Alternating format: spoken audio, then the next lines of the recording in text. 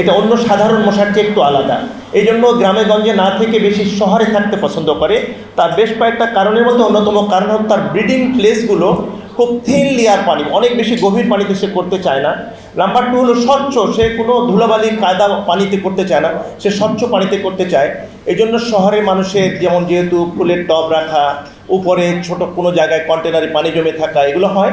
এই জন্য ব্রিডিং প্লেসগুলো মানে ভালো।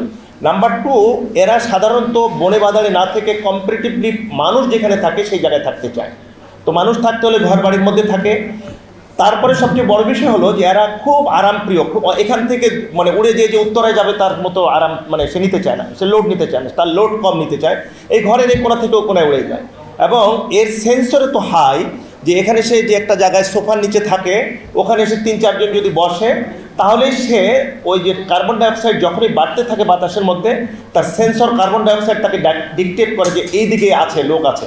মানে আপনি কোনো জায়গায় যে বসে থাকবেন মশা টের পাবে না তা কিন্তু না। আর তার একটা সার্কেডিয়ান রিদম মানে জৈবিক ঘড়ি যেটা আছে, এটাতে তাকে সকালবেলা মানে ঘুম থেকে, আমরা যেমন ঘুম থেকে উঠে একটু আরামাসে হাঁটি, ও সকালবেলা উড়ে একটু ওড়া শুরু করে, অন্য সময় সে একটু শুয়ে থাকতে পছন্দ করে। বেশি রোদ হয়ে গেলে সে নড়াচড়া করতে চায় না, একটু আরামপ্রিয় যা হয়। তাহলে সকালের বেলা আবার বিকালবেলা আপনি দেখবেন আমাদের মানুষের ওয়াকিং মানে মর্নিং ওয়াক হয় কখন, সকালবেলা বিকাল, ও এরকম আরাম করে আসে।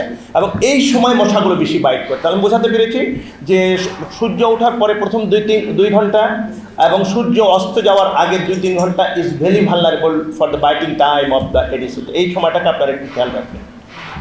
আর একটা জিনিস হলো, বেশি চকমকে সুন্দর জামা কাপড় পরবেন, মশা বেশি ধরবে আপনাকে। এই জিনিসগুলোতে খেয়াল করতে